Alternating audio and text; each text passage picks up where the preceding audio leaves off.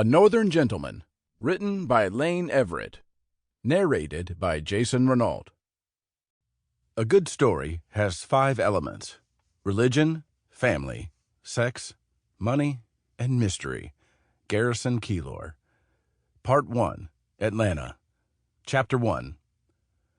There's a photograph that's kept upstairs in the same wooden box that holds the invitation to grandmother's wedding, and some yellowing stationery that is all but illegible, and an election year button that used to be blue and bears a name that used to be important.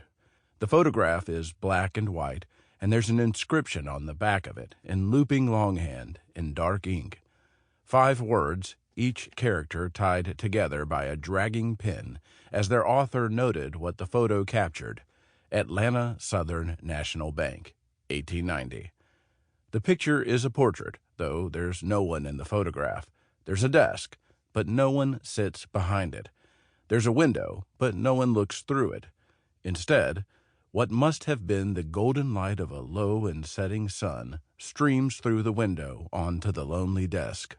And somehow, though the sloping curves of human flesh are absent, and in their place only the severe angles of lifeless wood appear, the photograph becomes a portrait nonetheless. A portrait that, even without eyes or lips or teeth, captures the stilted smile of capitalism begging the question of the hour: isn't there something more than this? The desk didn't always sit unmanned, and to glimpse this particular photograph is to witness a ship without its captain. With a broad body of dark wood, the desk was itself both ocean liner and iceberg.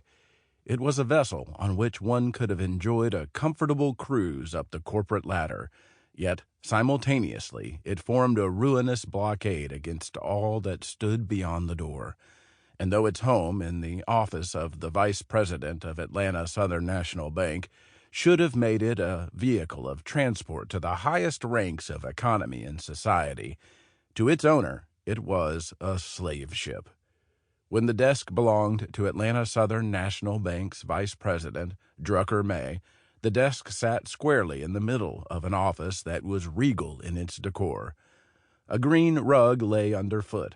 Gold cresting marked the line where wall ended and ceiling began, and a garish bronze sculpture of a tufted eagle perched above a second doorway. In an office quite remarkable for its ornamentation, that second door was perhaps the most notable sign of prosperity, though the door itself was unembellished, Confederate in its color. Sample complete. Ready to continue?